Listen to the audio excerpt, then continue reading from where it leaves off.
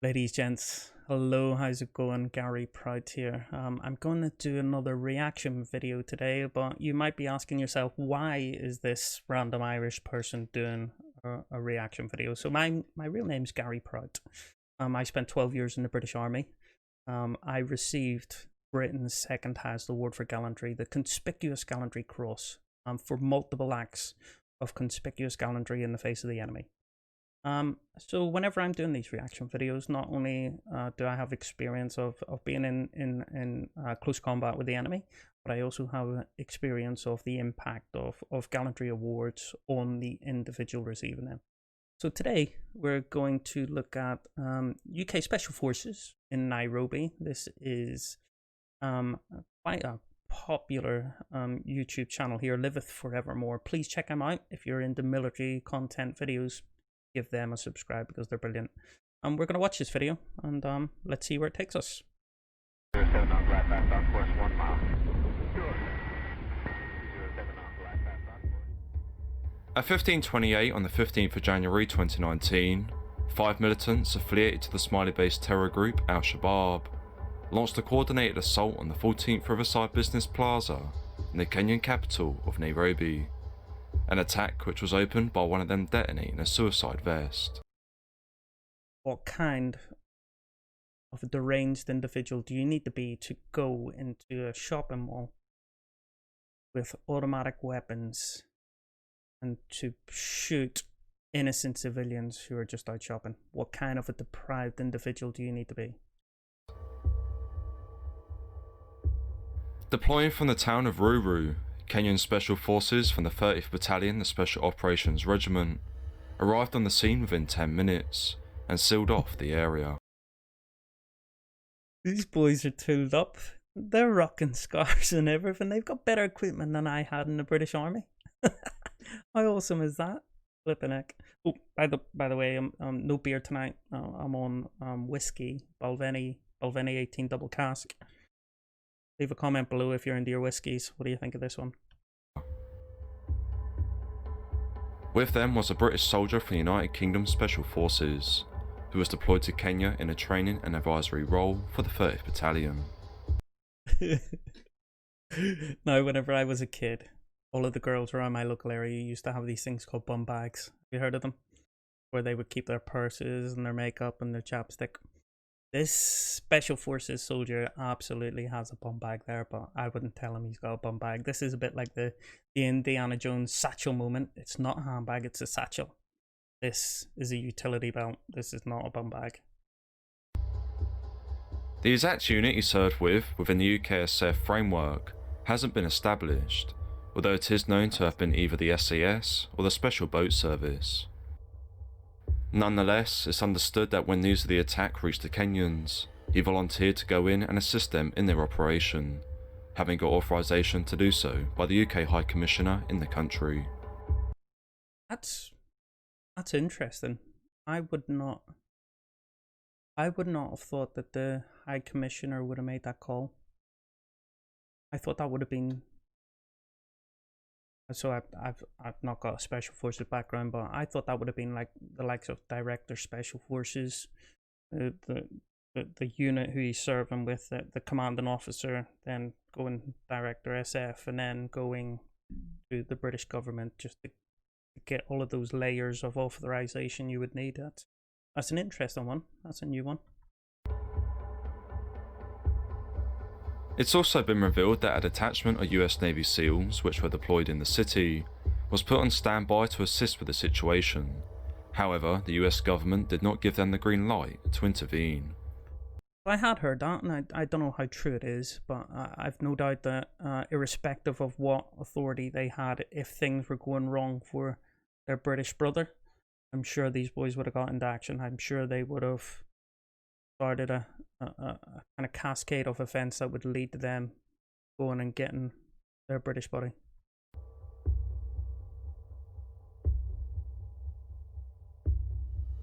Arriving at the plaza at 15:40, the British soldier spoke with members of the Kenyan police and Special Forces before moving forward into the complex. It's a shit show when the cameramen are all through. Armed with his L1 they're all through the police who are reacting to it, and actually the special forces arrive, and it just seems like the cameramen are just going about this willy-nilly.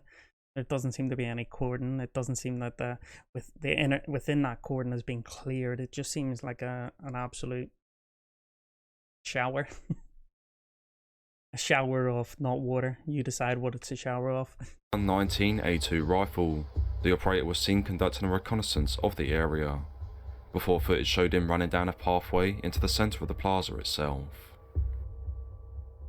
Oh, this is ballsy. And why is this ballsy?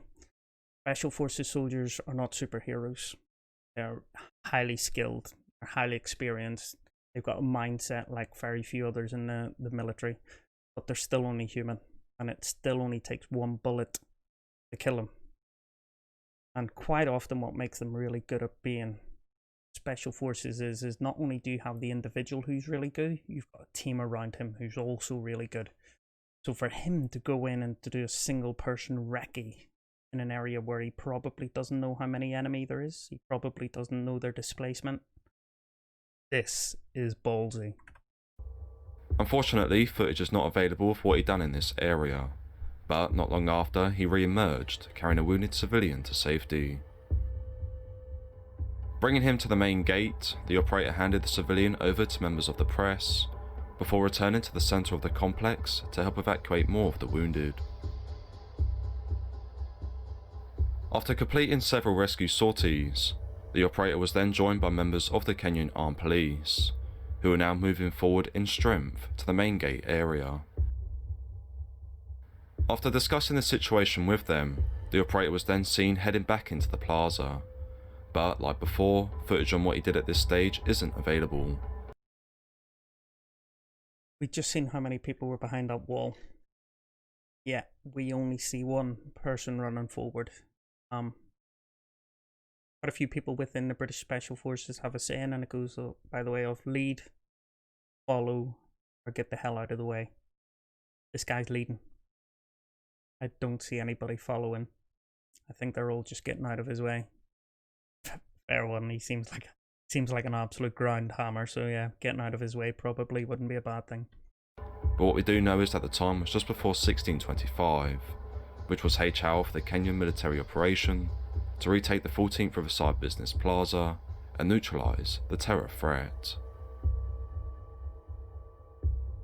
The Kenyan plan of attack focused on securing two buildings, with one group tasked with moving down the left to secure the building known as Hanover, whilst another group, including the British operator, moved down the right to clear the building known as Belgravia.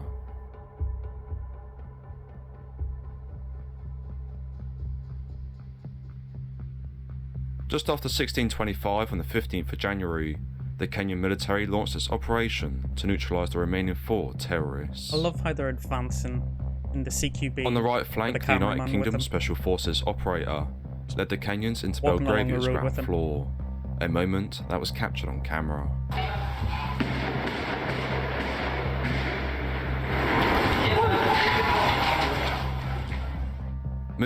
So I was probably a six-bang potentially there that went in. Looks like there's smoke, so something's definitely went in through there.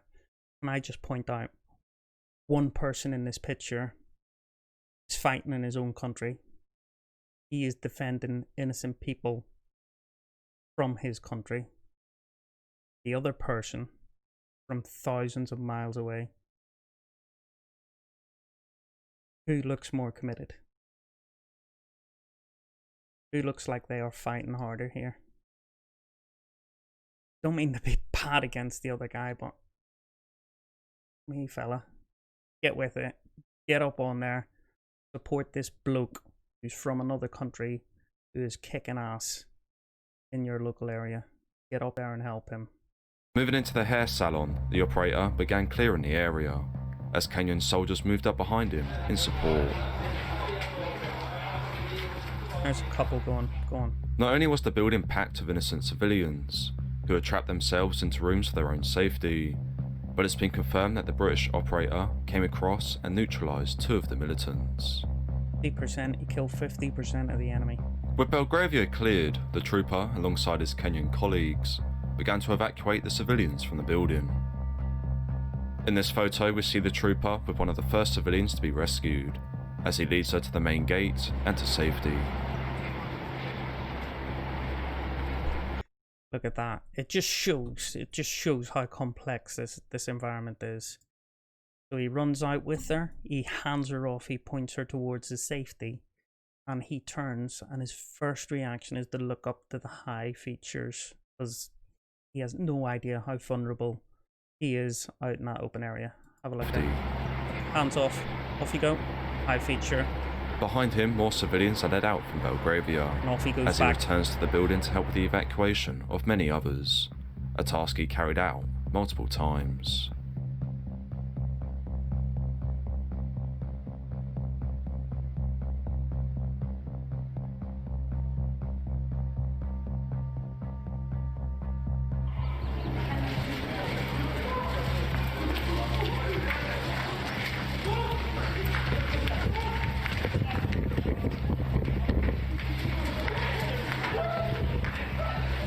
Cameramen are just everywhere.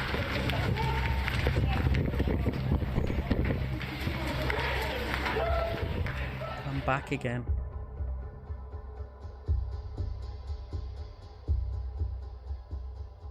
With the right flank secured, the soldier then deployed onto the left to assist with the operations in Hanover. Moving into the building, the British operator worked alongside the Kenyan soldiers to clear the final rooms, and was seen conducting stop and searches on several civilians before sending them on to be evacuated. Again, you've got cameramen where these searches are happening, but normally what you would do if you were in a really hostile environment, you potentially have a couple of covermen watching the individual who's being searched. You would then send somebody to search them. Now, ideally, he would be turning around to the local forces and saying, get those searched. Get those people searched, and he would be stood back as the coverman, ideally. I think it says a lot about his belief in their ability, or either his personal need to do a perfect job. He is searching these individuals himself. Searching's not simple, by the way. It's not just a case of running your hands up and down somebody. There is a skill and an act to it. And the fact that he's doing this tells me that again, he's just leading. He just wants to do the absolute best job he can. He wants to make sure that he eliminates those bad guys. He keeps these vulnerable people as safe as they possibly can be.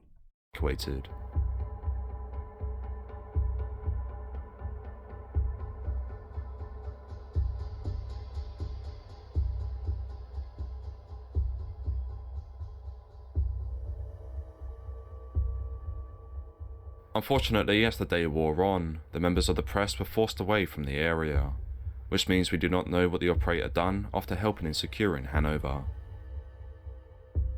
Given that he was at the forefront of the Kenyan military operation, it's almost certain that he continued to provide assistance to the Kenyan Special Forces, who by late evening on the 15th of January had located the final two militants.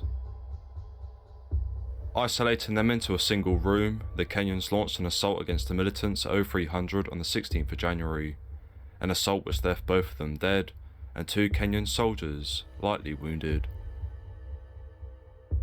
Not a bad result.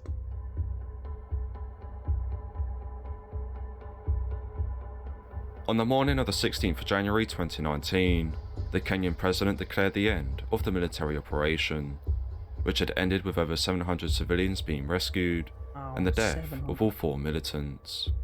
700. Sadly, a total of 21 civilians had also lost their lives in the terrorist attack. It's kind of remarkable it wasn't more. 4 heavily armed Al-Shabaab fighters with assault weapons. You have an initial suicide initiation off the contact as well. It's a lot of lives, but it's remarkable it wasn't more. With a further 28 being wounded. In the aftermath, it was reported that the United Kingdom Special Forces operator was withdrawn from the country, and 10 months later, in November 2019, it was revealed that he was being awarded the conspicuous Gallantry Cross for his actions that day, an award second only to the Victoria Cross. So that really resonates with me, and the fact that resonates with me is because that's the same award I received, the Conspicuous Gallantry Cross. And I look at this guy's actions, and I don't see the equality between mine and his. He was on his own. He was fighting by himself, despite having friendly people around him. He would have felt like he was fighting by himself, given the skill set that he's used to working with. I can see no other award befitting of this action than the Victoria Cross. But if I'm honest, he's probably glad he didn't get the Victoria Cross. And the reason being, his career as a Special Forces soldier would probably be over. Even though he's received that award, what happens is the British Honours and Award System, you get your name entered into something called the London Gazette. His name will not go in there for many, many years to come. And hopefully what that means is that he will be able to carry on operating as a Tier 1 Special Forces soldier. He is actually a friend of a friend. We have a group of gallantry medalists who we network with. And hopefully in the future I'll be networking with this gentleman. And believe you me, he won't be putting his hand in his pocket on that night. I think he's earned a few beers for a long time to come. So please comment below. What did you think of today's video? Absolutely remarkable. What a unbelievable act of gallantry. I think this exemplifies the fact that Special Forces soldiers aren't always about pulling triggers. Actually, they show lots of care, lots of empathy, and if my belief is anything to go by, I think the soldiers that care the most are the most effective. Absolutely, everything about him was all care and wanting to protect those innocent people who just went out shopping. So yeah, what did you think? Please comment below. If you like my videos, I've got a couple others that I'll pop in at the end of this here, little links to them. If you like any of the other ones, please subscribe. Only 5% of you are actually subscribers. 95% are not subscribers. So hit the like button, please, and share this on social media. Let's share the stories of these remarkable people doing amazing acts of gallantry. Guys, thanks for checking in once again, and I'll see you again very soon. Lots of videos lined up. All the best now.